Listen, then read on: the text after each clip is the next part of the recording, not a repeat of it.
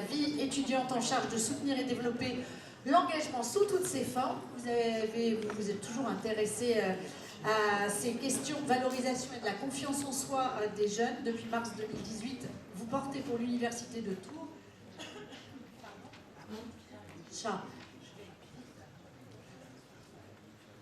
l'enlever, une expérimentation pour délivrer voilà, des open badges aux étudiants pour leur expérience d'engagement citoyen. Et vous, Mathieu Muselet, vous êtes chargé de mission nationale délégué au développement des open badges pour la Ligue de l'enseignement. Vous êtes créateur du tiers-lieu La Grange numérique et vous animez le réseau Badgeon, le centre Val-de-Loire. On a parlé donc de l'engagement et d'une reconnaissance ouverte. Là, le thème, c'est reconnaître l'engagement. On poursuit finalement un petit peu cette découverte de ce que sont les badges. Vous menez, Mathieu Muselet, sur le territoire centre Val-de-Loire.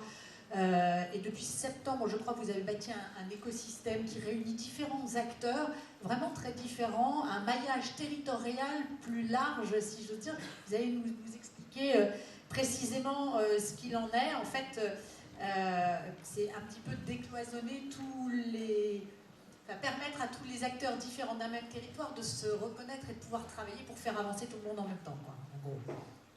Oui, alors en très gros. En très gros. Je vais essayer de préciser. Bonjour à tous, merci vraiment de votre invitation et puis à François Millet du Dôme d'avoir fait le lien entre nous et vous. Et oui, donc moi je vous raconte mon entrée dans les badges pour dire pourquoi je suis arrivé à cette déclaration d'intention Badgeon Centre Val-de-Loire. C'est que en fait je suis arrivé dans une impasse professionnelle et militante il y a quelques années. Donc je m'occupais de la formation militante du réseau de la Ligue d'enseignement. La Ligue d'enseignement, c'est un réseau d'éducation populaire, une vieille mémé de 152 ans, on a l'habitude de le dire, encore vivante, mais qui est dans tous les territoires. Et dans cette formation militante, en fait, on avait certainement vous avez ce genre d'outils dans vos communautés, mission de donner quelques valeurs, de quelques enseignements de départ sur notre organisation. Et puis en fait, je suis arrivé sur un conflit pédagogique, c'est-à-dire que je m'aperçois que les militants qui étaient là, de 18 à 66 ans en fait, n'avaient pas tellement à entendre des dogmes militants, mais mon travail considérait plutôt à reconnaître les parcours qu'ils avaient eus, une vraie expertise, j'allais dire technique, mais aussi ce qu'on appelle des savoirs militants, c'est une forme aussi de démarche scientifique, et qu'il était plus intéressant de reconnaître et de donner cohérence à ces savoirs militants que de professer par le haut un certain nombre d'enseignements qui, arrivés une fois sur le terrain, s'avéraient quand même un petit peu plus difficiles à manier.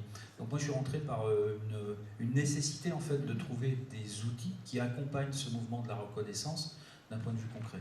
C'est de l'éducation populaire à travers ces badges, ces open badges. Oui, alors du coup j'ai rencontré Serge Ravet je crois en 2015, alors il était un peu Robinson Crusoe sur son île, donc on a été quelques petits vendredis à l'accompagner dans un premier temps, c'est-à-dire se dire qu'est-ce que c'est que, j'entendais un monsieur qui était assez critique dans la salle tout à l'heure qui parlait de cette affaire-là.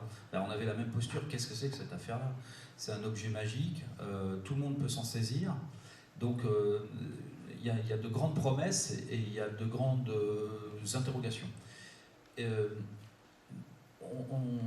Très très vite on s'est rendu compte de deux choses. En tout cas, c'est une analyse que je vous soumets, c'est que l'approche territoriale, et je vais essayer de la définir, c'est pour ça que je souhaite avoir 2 minutes pour le faire, était une nécessité. Si on prend l'exemple d'un public, les publics dont on s'occupe, nous souvent, ce sont des jeunes, ce sont des gens qui sortent de tôle, enfin, ça, dans ma fédération, ce sont des gens à la marge. Donc, c'est important de parler, tout à l'heure j'entendais parler, mais qui contrôle, qui fait ceci, qui fait cela. En fait, nous, c'est pas trop notre souci. Notre souci, nous, c'est de capter chez l'autre la première compétence, le premier savoir que personne d'autre n'a reconnu. Puisque de toute façon, ils sont plus décrocheurs, ils ont été décrochés. Donc, on n'est pas sur la même sphère que la sphère de l'enseignement. On est sur la sphère de la reconnaissance, où à un moment donné, on va chercher chez l'autre, qui a un CV absolument vide, hein, il y a la date de naissance et l'adresse, mais le reste, c'est du vide. Donc on a une injonction un peu paradoxale de la part de la société qui nous dit dopez-vous en compétences, donnez des marqueurs de réussite. Mais globalement, dans un CV, on est resté à l'âge de pierre, et c'est basé sur le diplôme et des expériences, pas au sens anglo-saxon. Les expériences sur le CV, c'est des date. C'est pas du tout un processus dans lequel on peut lire qu'il y a eu un progrès. J'entendais le président qui parlait de progrès. Ah oui, on ne renonce pas au progrès. Donc il faut expliquer ces processus de vie. Et donc on est rentré très très vite sur un protocole, j'allais dire, dont parlera peut-être Bénédicte, mais qui est finalement le récit de l'expérience. C'est-à-dire comment partir de l'expérience de la personne, parce que l'expérience ne s'enseigne pas. Elle peut se reconnaître au mieux, mais elle ne s'enseigne pas. Donc il ne s'agit pas du tout d'enseignement ou de référentiel à transmettre, mais d'un processus de décryptage de l'expérience pour savoir ce qu'on en tire. Alors certains appellent ça compétence, nous on évite un peu le débat du terme de compétence parce qu'on peut vite se fâcher si on a 2 minutes pour expliquer les badges avec des enseignants et des formateurs qui ont une pensée sur la compétence qui est plutôt celle du référentiel existant, et puis leur métier c'est de transmettre.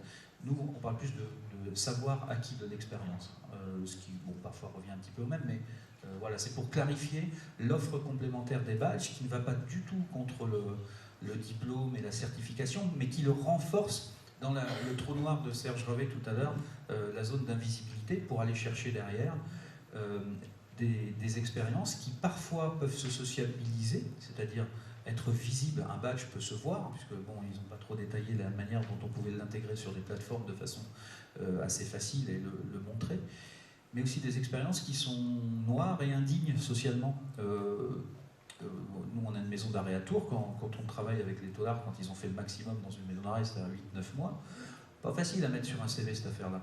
Pour autant, si vous avez des savoirs, si vous avez survécu à ça, vous avez des sacrées compétences. Et alors, il y a un paradoxe assez drôle, oui, permettez-moi de le trouver drôle, mais à la maison d'arrêt de Tours, c'est les personnes les plus expérimentées pour faire des nichoirs à oiseaux. La LPO intervient, la protectrice pour les oiseaux, intervient en maison d'arrêt et ils acquièrent des compétences absolument incroyables. Qu'est-ce que vous voulez qu'en sortant de tôle, ils disent de ces 9 mois d'expérience? Le badge va pouvoir l'aider à sortir une compétence un peu décrite avec des gestes, avec des preuves.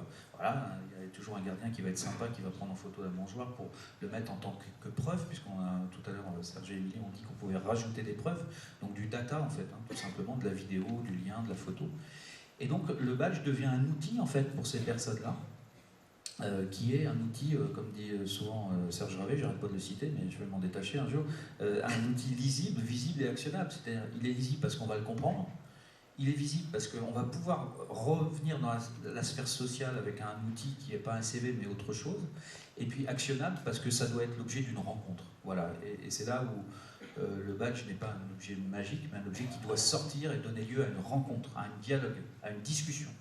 Alors on comprend bien, le projet à l'origine effectivement de la Ligue de l'enseignement, c'était aussi de redonner confiance, de redonner une identité reconnaissable à des gens qui n'en avaient plus ou qui même eux-mêmes ne la voyaient pas ou n'imaginaient pas qu'ils pouvaient être finalement peut-être utiles ou... Oui, alors là c'est vrai que j'ai fait une entrée un peu misérabiliste, oui, un peu germinale, hein, mais c'est pour me faire comprendre. Évidemment que le badge, c'est pas l'outil du pauvre. Là on va passer après à l'université. Évidemment que là on est plutôt dans des postures où on va chercher plutôt ce qui n'est pas apparent dans l'enseignement autour de l'engagement et des compétences personnelles. Je voulais dire un mot sur Badgeron, le centre Val-de-Loire quand même, ouais. Alors l'idée c'est, on a une croyance qui s'affirme avec le temps, une croyance laïque, avec l'enseignement, c'est que le territoire devient un peu l'échelle aujourd'hui de construction de choses un peu intelligentes. C'est-à-dire que si on veut vraiment que nos outils accompagnent des parcours de jeunes ou de moins jeunes, il faut qu'un badge qui soit donné au temps T soit utilisé au temps T+1. Et globalement, il y a des gens qui font de la mobilité nationale, mais les publics dont on a à charge, à 80%, ils restent sur une échelle soit métropolitaine, départementale. Donc en faisant une déclaration d'intention sur l'ensemble de la région, en fait, on a une focale sur la métropole tourangelle, donc celle de Tours et de ses villes, en se disant, Si un jeune a 18 ans, il obtient quelques badges à la Ligue d'enseignement, à travers son BAFA, à travers une reconnaissance de l'engagement. Il arrive à l'université de Tours, il se passe ce qu'elle va vous raconter, Bénédicte. D'autres badges. Pendant cette période-là, il va vivre de 3 à 5 ans son job d'étudiant, on va dire comme ça, ou de personne en formation, hein, puisqu'il n'y a pas que ça. Quelle peut être l'offre de service supplémentaire pour ce jeune homme ou cette jeune femme à présenter à un employeur, à une communauté sociale, à un réseau des Fab Labs, des tiers-lieux, communauté scientifique. Je crois qu'on est un peu pauvre maintenant en région Centre là-dessus. Je crois que Centre Sciences est notre grand représentant de l'éducation scientifique, mais on est un peu moins dopé sur ce genre de réseau, mais ça pourrait tout à fait être le cas. Eh bien, l'idée de Badgeon la métropole et de Badgeon Centre Val-de-Loire, avec des choses comme ça qui naissent en termes de communauté territoriale, c'est qu'on soit très concret. Un badge est créé, un badge peut être utilisé pour des choses qui sont de l'ordre de deux choses inconciliables, mais en même temps, elles le sont, si je dis des âneries. Elles sont parallèles. Le domaine de ce qu'on va dire l'adéquationnisme, c'est-à-dire on produit un badge parce que quelqu'un cherche du boulot. Et donc là, on est dans l'offre et la demande de l'emploi. Voilà, c'est un service. On est dans une société du chômage. Il faut aussi équiper des gens le mieux possible pour ça. Et puis une offre plutôt liée à l'éducation populaire et à l'émancipation, c'est-à-dire quelque chose qui n'est pas forcément socialement vendable ou qui peut être de l'engagement, mais pas de l'engagement très partagé, mais qui peut être plus l'affirmation d'une personne ou d'un collectif. Et ce Badgeon, le Centre Val-de-Loire, réunit pour l'instant une trentaine, une trentaine de structures. Alors, les structures de l'information jeunesse, mission locale, bureau d'information jeunesse, les structures de la formation, le GRETA, le CNAM, bientôt l'université, les CFA, la FPP, les écoles de la deuxième chance. Et le plus difficile à faire venir, mais on y arrive petit à petit, c'est le monde de l'entreprise au sens large. Économie sociale et solidaire, dont moi je fais partie, donc pas question qu'on ne soit pas là, on représente 11% des emplois en région Centre, mais aussi les autres, de manière à ce que chacun bouge un petit peu une ligne par rapport à son approche CV. Et je donne un exemple, si j'ai encore le temps, je suis dans les 2 minutes COP. Un exemple très concret qu'on va mettre en œuvre en mars 2020, on fait le pari que le forum des jobs d'été qui est organisé par le bureau d'information jeunesse de la ville de Blois, donc une ville de la région, avec son service jeunesse, ne s'appuie plus sur des CV de jeunes, puisque je reprends ma caricature, mais elle est quand même réelle. Chercher du boulot à 17 ans, dans un CV, vous avez intérêt à l'écrire en Arial 24, parce que sinon il n'y a rien dedans. Non, mais c'est quand même absurde. Mais par contre, de partir avec 3 badges sur des réalisations de projets faits dans un collège, faits dans un milieu associatif, même un voyage personnel où vous avez été accompagné pour passer de l'expérience au savoir acquis, vous avez une capacité à rentrer en dialogue avec un employeur qui, de toute façon, ne va pas vous demander ce que vous avez fait, puisque c'est votre première expérience, mais ce que vous avez dans le ventre. Vous savez, les employeurs, comment ils sont, les fameuses soft skills. Mais en fait, quand on parle avec les employeurs, ils ont envie de connaître un peu le ressort de la personne.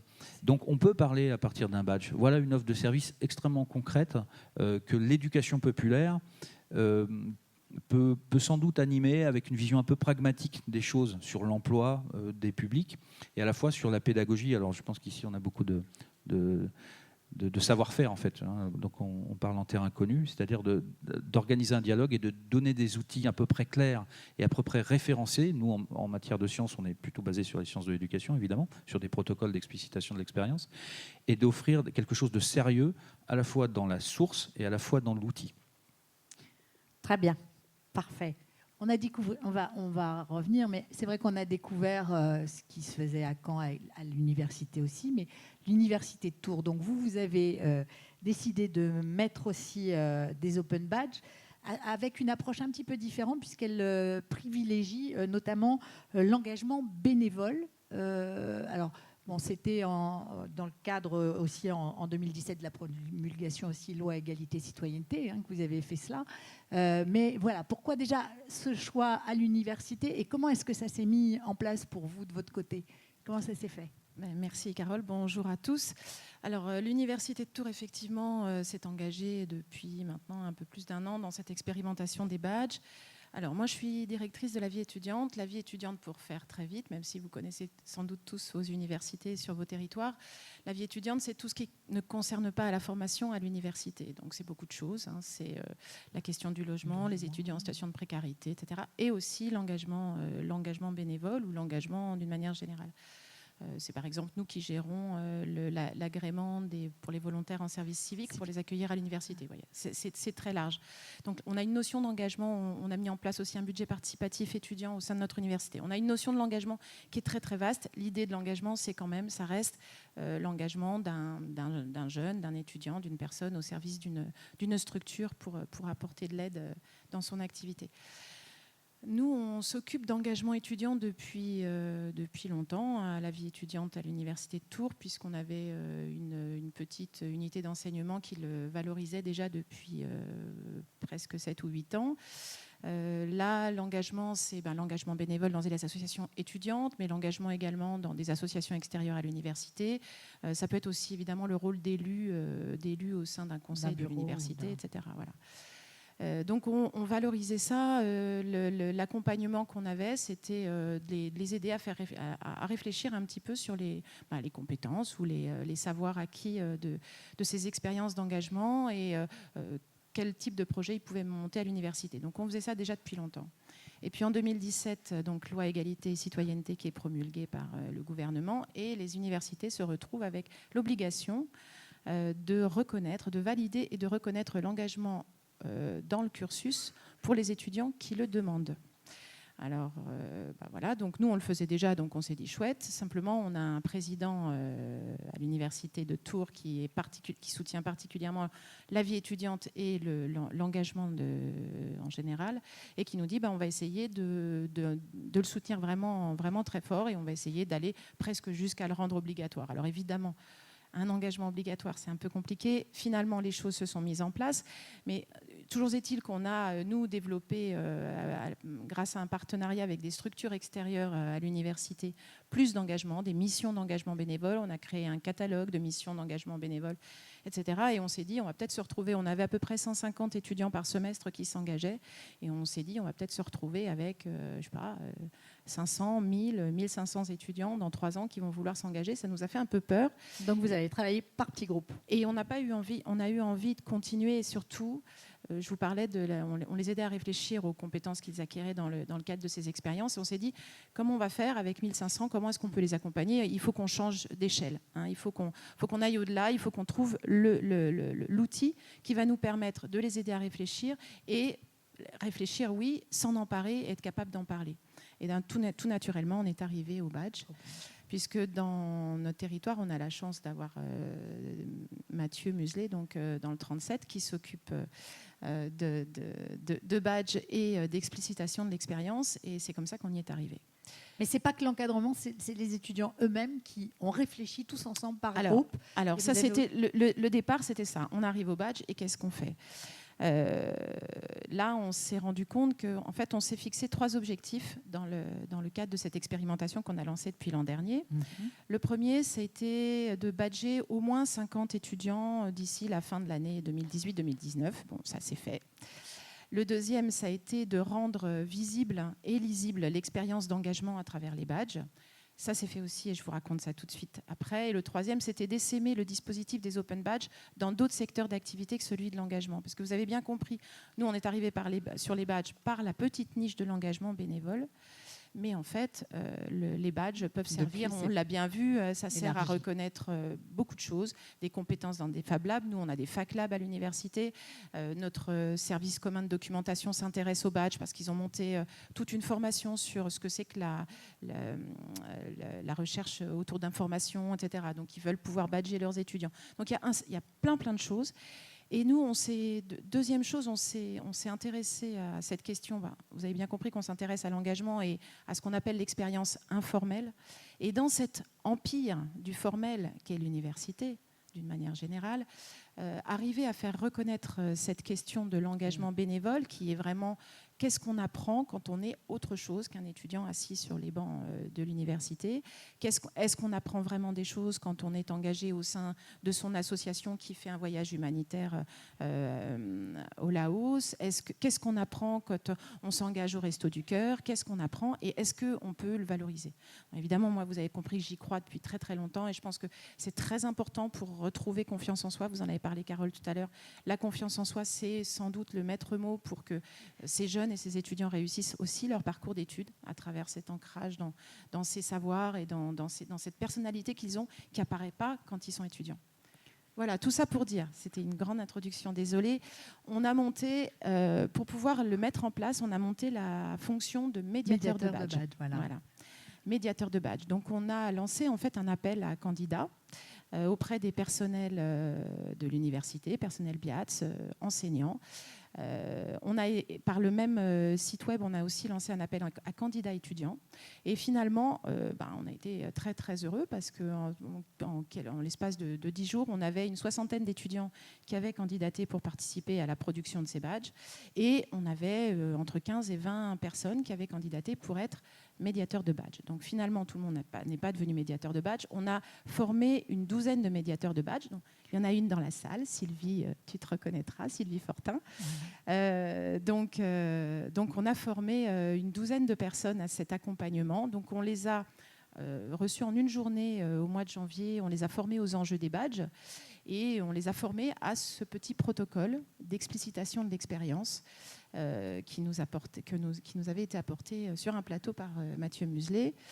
Donc le médiateur, il accompagne, il explique un peu ce qu'on peut faire peut-être, voilà, surtout ce qu'on ne peut pas faire aussi, peut-être. Voilà, et puis surtout, il est formé à écouter l'étudiant, raconter son expérience, et en l'espace d'une demi-heure, montre en main, on fait émerger en fait des savoirs par un protocole qui est assez simple à mettre en place. On fait émerger des savoirs, on fait émerger et on les renvoie aux jeunes qui les valident.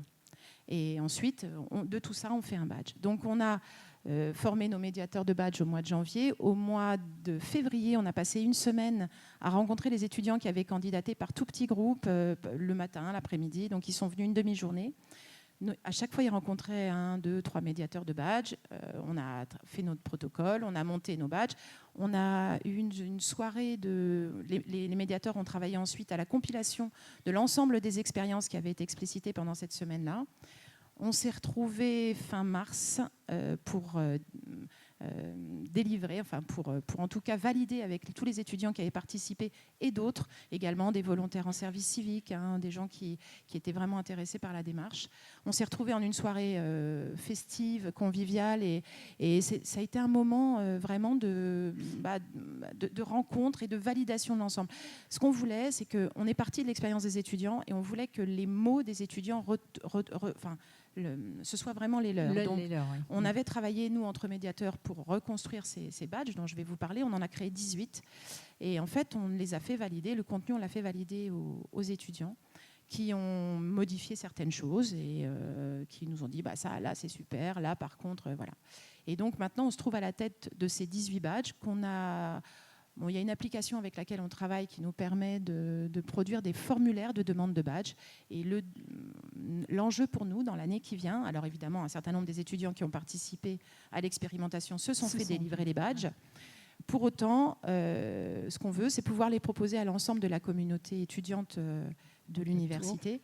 Et donc, tout le travail qui va commencer là, dès la rentrée, ça va être d'aller à la rencontre des étudiants. Sans doute, on va prendre des volontaires en service civique pour aller parler des badges avec les associations étudiantes et pourquoi pas leur proposer, bien sûr, les badges en question, mais également leur permettre d'en créer des nouveaux. Et alors, pour vous donner une petite idée des badges qu'on a créés, donc je vous disais qu'on en a créé 18. Et ils sont assez variés. On a eu accompagner des tiers, accueillir et guider un public, assumer une responsabilité juridique. Par exemple, les étudiants qui sont présidents d'associations sont effectivement des responsables légaux devant la loi. Donc, qu'est-ce que c'est qu'assumer une responsabilité juridique quand on est président d'association? Communiquer en interne, concevoir une communication graphique, faire aboutir des revendications, gérer un budget, gérer un collectif, etc., etc., avec à chaque fois En fait, à l'intérieur de ces badges, quand les étudiants le demandent, ils se trouvent face à 9 ou 10 critères qui permettent d'obtenir le badge. Ils peuvent en choisir la moitié. Et à partir du moment où ils en ont choisi la moitié et qu'ils ont expliqué un petit peu de quoi il s'agissait, quelle était leur expérience, ils font cette demande, on la reçoit, on l'observe, on la valide, et les voilà, ils partent avec leur badge. Il y a des petits tutos aussi, il y a des petites... Oui, ouais. J'ai cru que j'avais entendu une voix. Non, je croyais qu'il y avait quelqu'un. Ça arrive parfois. Oui. Voilà. Moi non plus, je n'ai pas eu cet appel, donc je ne saurais pas reconnaître. On va vous préparer un badge. Est-ce que Donc, on peut rajouter une précision sur le protocole, parce que souvent, vous savez, on a l'innovation au bout des lèvres là en ce moment. Moi, ce que je trouve intéressant dans le badge, c'est de s'assurer que le jargon des communautés, les nôtres, les vôtres, les communautés enseignantes, les communautés de formateurs, qu'on utilise dans la production de référentiels, sont parfaitement inaudibles quand ils sortent. Attendez, j'exagère un peu, mais c'est pour vous donner un exemple. Il arrive souvent, moi je fais partie de multiples jurys, d'animateurs ou de médiateurs ou d'éducateurs, et la manière dont sont indiquées les compétences sont parfaitement imbuvables quand on fait un entretien d'embauche, parce que le patron ou le chef d'entreprise ne comprend pas le message qu'on a donné. Et là, dans le protocole de délivrance du badge, on a bien vérifié. On a survérifié, on a fait des hypothèses pour que les mots correspondent à la fois aux mots des étudiants, c'est-à-dire respectent, vous voyez, qu'il n'y ait pas de projection de transfert ou de ce genre d'opération assez facile quand on est dans le métier de la relation, et soient compris par ceux qui allaient l'utiliser. Donc quand on parlait tout à l'heure de parcours, c'est un parcours qui n'est pas facile, ça. C'est un parcours un peu typiquement français, mais bon, je n'ai pas de meilleur modèle au monde pour l'instant, hein, mais qui est qu'on produit très très bien dans nos organismes. Hein, l'enseignement fait bien son boulot, la formation fait bien son boulot, et pourtant il y a une forme d'inefficacité dans la compréhension de ce qu'on produit quand la personne sort. Donc le badge, je ne pense pas que c'est la vidéo que tu vas montrer après, mais il y a une des vidéos où la jeune femme dit voilà, des fois le cadeau il est chouette, mais le paquet cadeau, il est tout pourri. Et le badge, c'est aussi, il ne faut pas... Tout à l'heure, j'entendais les gens qui se méfiaient, enfin, qui avaient des questions autour du périmètre du badge et de ses limites, ou de la capacité à ne pas le contrôler, finalement. On peut dire que le badge, il peut être extrêmement profond, intense, sérieux dans le protocole de délivrance, si on s'en charge bien, mais ça peut être aussi un objet marketing. Voilà. Et l'un sans l'autre, nous, alors en tout cas c'est pour ça qu'on est un peu militant du badge dans cette communauté avec Badgeons les camemberts là, parce qu'on défend quand même les deux, c'est-à-dire des outils de communication, mais quelque chose de très éthique et très scientifique dans la manière de le délivrer, de réfléchir à ce qu'on y met dedans.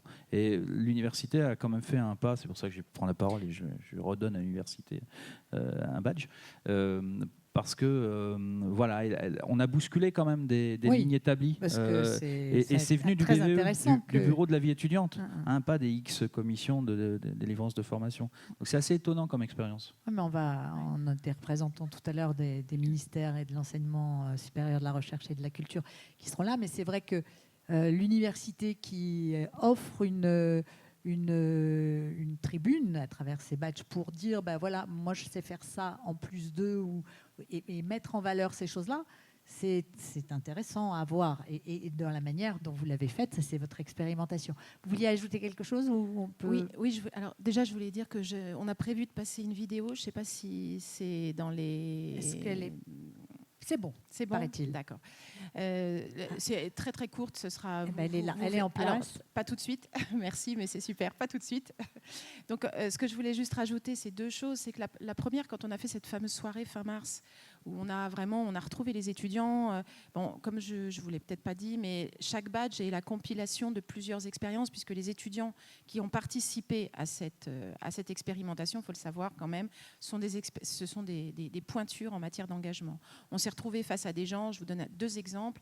La première, c'est une jeune fille qui a 18 ans, qui est en première année de sociologie. Voilà, jusque-là, tout va très bien. Et ça fait 11 ans qu'elle est engagée au Secours populaire. Elle va prendre bientôt des fonctions nationales au sein de l'association, au sein du Secours populaire. Un autre qui, dans le cadre d'un projet associatif étudiant, veut monter un Fab Lab, se décide à se lancer dans un Fab Lab.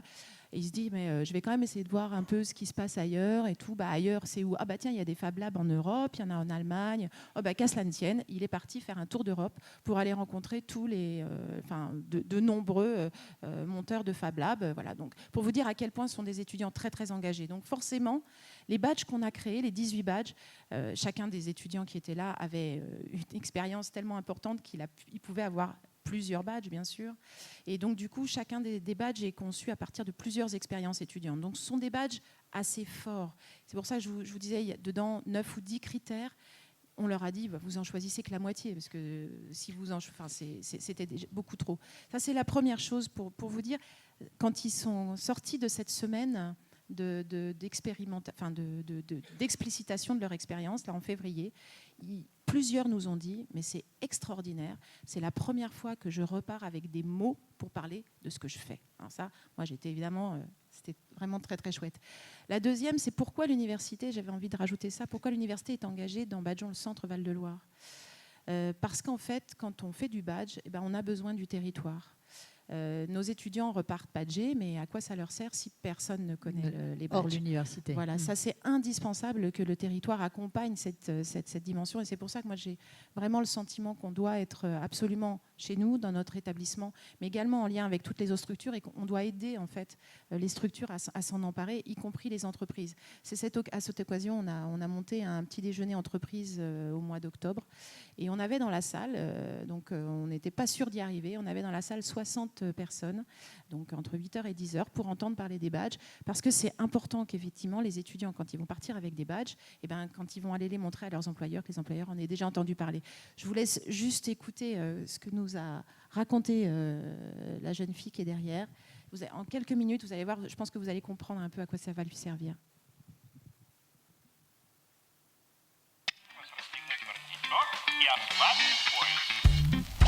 Ça, c'est un excellent moyen de faire reconnaître l'expérience qu'on a eue. Et d'autant plus que c'est quelque chose qui va maintenant être de plus en plus utilisé, je pense, et qui va se développer. Donc c'est aussi un très bon moyen de matérialiser quelque chose qu'on peut difficilement matérialiser autrement, je pense. Étant donné que j'ai déjà validé mon Master 1 et que j'aimerais reprendre directement dans un autre M2, il faut que je passe par une validation d'acquis. Et tout est bon à prendre pour constituer ce dossier, dont les open badges, parce que l'expérience associative, c'est pas toujours facile de la valoriser sur un CV ou sur une lettre de motivation quand on n'a pas d'entretien pour expliquer plus clairement. Et je pense que les badges, c'est un bon moyen de valoriser ça.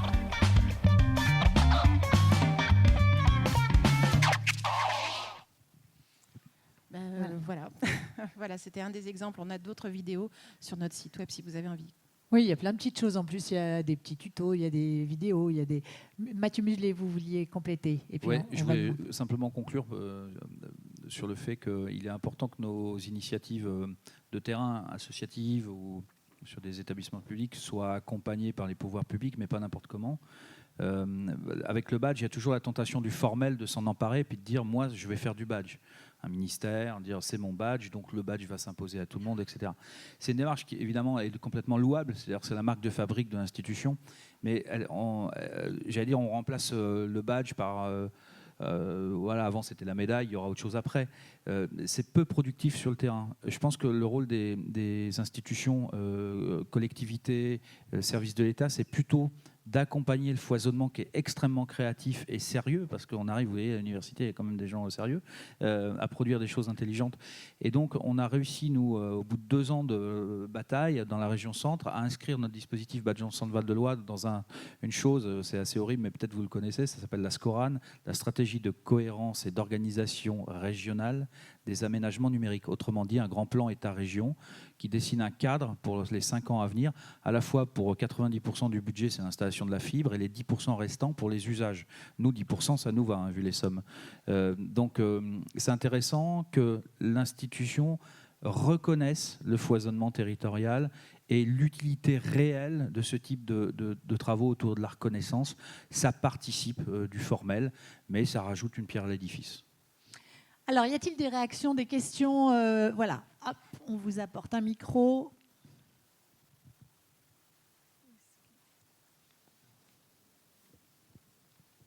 Merci, bonjour, Hervé Doll, Université Paris-Sud, Paris-Saclay. Est-ce que, vous l'avez peut-être dit au début, est-ce qu'il y a des expériences à l'étranger? On a l'impression que c'est un nouveau système qui est français, et auquel cas Cocorico, c'est formidable, mais y a-t-il des expériences à l'étranger qui un peu sont en avance, disons en avance de phase, et qui permettent de voir ce que vous étayez et le succès que j'espère et que je souhaite de ce que j'entends aujourd'hui, que je découvre, hein. Oui. Alors, bon, je ne suis pas le meilleur pour en parler, mais on a quand même lancé une initiative il y a quelques temps. Oui, c'est né plutôt aux États-Unis. Hein, et quand Serge a importé cette chose-là en France il y a quelques années, on était très regardant sur ce qui se passait à l'extérieur. Et lors de la conférence EPIC dont il a parlé fin octobre, en fait, il y a toutes les communautés du badge qui se rassemblent et qui font acte de pratique. Alors moi, c'était la première année que j'ai participé l'an dernier, mais c'était assez drôle parce qu'on voit que le badge est renationalisé en fait d'une certaine façon. C'est-à-dire que les Italiens sont très foisonnants. Je me souviens, il y avait plein de badges partout. Les Américains sont hyper pragmatiques, c'est-à-dire ils font 2 badges, mais alors il y a un clip de 15 minutes qui vous avez l'impression que c'est Hollywood. Enfin, il y a une utilisation du badge qui est vraiment réappropriée culturellement, et pour autant les gens se parlent. Et on a pris une petite initiative cette année, c'est d'organiser la première nuit internationale du badge le 20 mars dernier. C'est quoi le concept? C'est que comme on est en train de vous raconter des petites histoires, ça ne fait pas société cette affaire-là. Donc il faut les mettre en résonance. Donc pendant toute une nuit, on a demandé à chaque communauté, alors Afghanistan, Serge et Philippe nous ont trouvé des communautés, on ne savait même pas ce qu'ils faisaient, Guyane, Mexique, Suède, partout. Et on leur a laissé des petits spots de 20 minutes, une demi-heure, les mettre sur un réseau YouTube, une chaîne en fait, et toutes les 20 minutes, une demi-heure, on voyait des ancrages de ce qui était produit, avec des thématiques, immigration, environnement, emploi, etc. C'est quelque chose, je pense, qu'on reproduira peut-être d'une autre façon, mais ça nous renseigne en fait sur cette dimension incroyable actuellement, mais je pense que vous le ressentez dans vos pratiques aussi, c'est-à-dire tout ce qui se fait au niveau local a une qualité d'expertise incroyable, et notre boulot est de le mettre en résonance pour une cohérence d'un système de la reconnaissance mondiale. En tout cas, nous, c'est notre enjeu. Et on recevra tout à l'heure un chercheur québécois aussi qui viendra nous dire justement ce qu'il en est des badges. Geoffroy a fait le voyage. Garand et Paul qui est ici avec nous et qui nous expliquera aussi quelle est la vision et comment les badges peuvent s'inscrire dans un rayonnement aujourd'hui de la connaissance, de la reconnaissance, du changement de société. Y a-t-il d'autres questions? Oui, monsieur.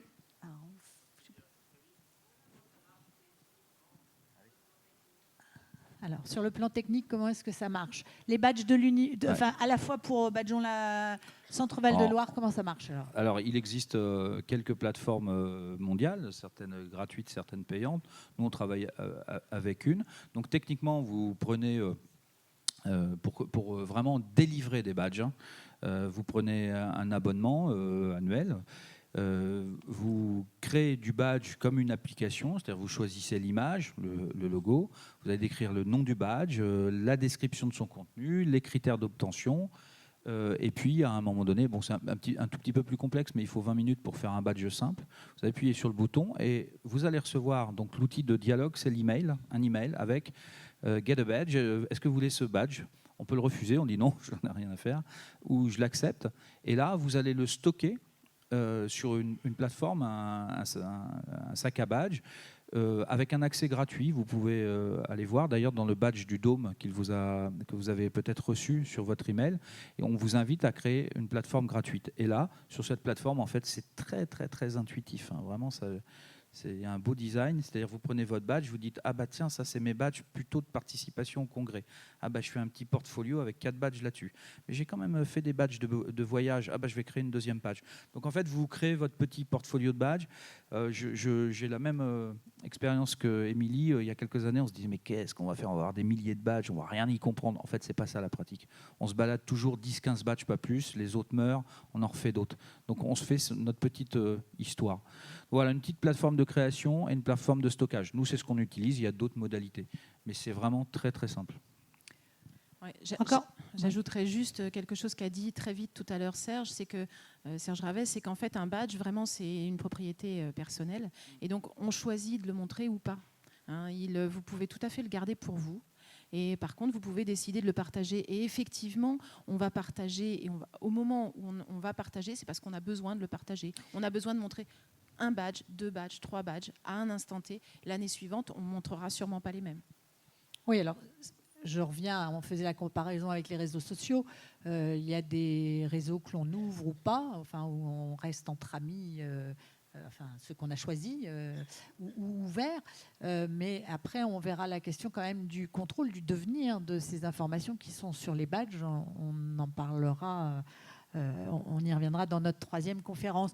Il y a une question, j'ai vu une main qui s'est levée, et puis il y en a une deuxième là-haut. Alors très vite, allez-y, monsieur. Du coup, nous, on est de l'AFNEUS, qui est une fédération d'associations étudiantes en sciences. Et ce qu'on voit dans beaucoup d'universités pour valoriser l'engagement étudiant notamment, c'est des compléments au diplôme qui sont mis en place dans le cadre de l'engagement étudiant. Et du coup, on se demandait comment est-ce que ces open badges ils pouvaient s'inscrire ou pas dans les compléments au diplôme qui sont déjà mis en place dans un certain nombre d'universités. Alors, merci pour cette question. Effectivement, complément au diplôme. Certaines universités utilisent le complément au diplôme par exemple, pour valoriser des savoirs. Nous, on a plutôt choisi les badges à l'Université de Tours, mais encore une fois, c'est une expérimentation. Elle a été validée. Donc, on va dire que ce sont des outils différents pour le même objectif. La reconnaissance de savoir acquis dans le cadre d'expériences aux côtés de la formation. Voilà, je dirais donc c'est des outils différents pour à peu près la même chose. Et on peut en rediscuter, bien sûr. Il y avait une petite question. Bonjour. Et comment ça se passe avec Pôle emploi pour la reconnaissance? Parce que déjà, quand on dit qu'on est médiateur scientifique, il n'y a pas le codrom, donc avec des badges. C'est vrai. Très bonne question. J'ai le même problème avec médiateur numérique, c'est animateur de loisirs ou informaticien. Non, alors il faut rendre. C'est une cible facile, Pôle emploi. Sauf que ils ont énormément bougé ces derniers temps. Ils ont mis en place une plateforme assez étonnante où ils s'essayent à la mise en lumière de compétences transversales, etc. Bon, ils l'ont fait avec toute leur expertise. Aujourd'hui, le débat, mais vous le savez bien, des grandes plateformes, en fait, c'est d'arrêter de penser que la plateforme de compétences, la plateforme de machin et tout, va tout résoudre. Et donc, le mythe de la plateforme globale. L'offre qu'on fait à Pôle emploi, c'est le badge est interopérable. C'est-à-dire qu'il sort avec un code qu'il est possible d'intégrer à peu près partout. Et puis quand c'est pas possible, on paye un petit développement, puis ça s'intègre un peu facilement. Donc aujourd'hui, le dialogue avec Pôle emploi, parce que moi je porte l'appel à projet, on a répondu à l'appel à projet plan inclusion compétences avec un projet qui s'appelle 12 parcours sans couture pour amener 400 jeunes sans diplôme, sans qualification, sans stage, les fameux NEET, vers l'emploi. Et vous imaginez bien que tout ce que je disais en introduction, il s'agit de repérer chez l'autre l'expérience ou la compétence, et avec ça, on va pouvoir amorcer la pompe de la formation continue ou la pompe de l'emploi. Et donc notre dialogue avec Pôle emploi, c'est ne pas, tout simplement qu'ils intègrent notre travail, qu'ils le contrôlent, parce qu'il faut accepter d'être contrôlé quand on travaille à deux. En fait, c'est quoi le contrôle? C'est un partage de normes. Donc ils ont leurs normes, leurs conventions. S'ils ne veulent pas les bouger, ils ne les bougeront pas, ils feront le travail tout seuls.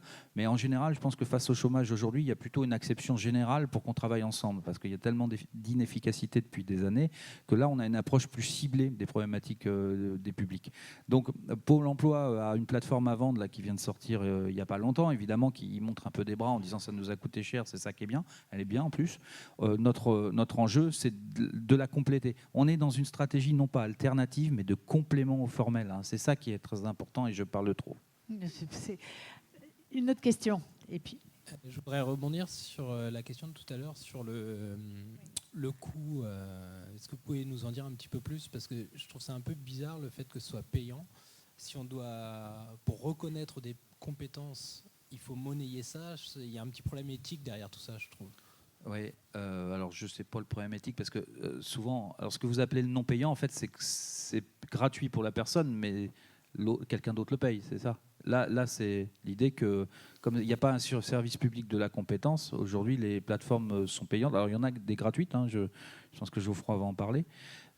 Aujourd'hui, comme on est, je pense, au démarrage, c'est une interprétation vraiment peut-être pas très... j'ai pas beaucoup d'expérience dans le domaine, mais ça fait quelques années simplement que ce dispositif est en œuvre. Donc les pionniers en fait cherchent à asseoir leur modèle économique. D'ailleurs, la plupart du temps sur les plateformes qu'on utilise, c'est pas nous Français qui payons les développements. Heureusement que c'est en open source, c'est les Anglais ou les Américains. Puis nous, on arrive des fois avec des tableaux de bord qui ont été faits payer par d'autres. Mais aujourd'hui, on paye un service qui est plutôt modeste, parce que moi, je crois que je paye 600 € par an pour 15 000 badges. Je ne fais pas les 15 000. Mais ça reste un coût. Vous avez complètement raison, parce que en fait, on ne fait pas que ça. C'est-à-dire que dans une association comme la nôtre, on a 6 ou 7 logiciels métiers avec des coûts incroyables. Donc tant que cette question-là ne sera pas prise en charge par les pouvoirs publics, parce que de toute façon, ça a un coût. La question, c'est pas de savoir si c'est... Enfin, moi, la question éthique, je ne la comprends pas trop. C'est savoir qui la paye. Est-ce que c'est public ou est-ce que c'est privé? Donc cet enjeu-là, je pense qu'il est à venir là, actuellement. C'est la raison pour laquelle moi, je bataille énormément sur la reconnaissance des collectivités de l'État, pour qu'ils considèrent, et peut-être que c'est ça que vous voulez dire, qu'il y a un engagement à la gratuité de la reconnaissance, et auquel cas, il faut quelqu'un qui le prenne en charge. Voilà, je vous vois acquiescer, c'est plutôt ça que vous vouliez dire. Eh ben, dans ce cas-là, on est d'accord. Voilà. Un dernier mot. Juste par rapport à cette histoire de coût, pour compléter la réponse de Mathieu, il y a des plateformes qui existent sur lesquelles on peut se délivrer des badges. Je pense par exemple Moodle permet la délivrance de badges. Nous, on n'a pas choisi cette plateforme. Évidemment, c'est absolument gratuit pour les étudiants. C'est l'établissement qui prend en charge la licence pour cette plateforme. Mais elle nous permet, en fait, elle offre des services complémentaires que n'offre pas Moodle. Enfin, en tout cas, jusqu'à preuve du contraire, je dois en discuter dans 2 jours à Rennes. Donc, mais elle permet, par exemple, de proposer des formulaires de demande de badge, c'est-à-dire qu'on peut mettre à disposition du monde entier, peut-être, si on le souhaite. Alors nous, évidemment, on reste dans notre université, mais on peut mettre en tout cas à disposition des badges qui ont été créés. On peut faire endosser les badges. Émilie Lenel en a parlé. Une structure peut donner de la valeur à un badge qui a déjà été délivré par l'université. La Ligue de l'enseignement, Pôle emploi, le CNAM vont pouvoir endosser le badge qu'on a produit pour les étudiants et leur donner l'AMSTIP aussi, et leur donner de la valeur. Donc voilà, on a choisi une application qui nous permet d'avoir des services complémentaires. Voilà. Mais évidemment, c'est complètement gratuit pour les étudiants. Merci beaucoup à tous les deux pour ces précisions, ces nouvelles expérimentations qui nous ont été proposées.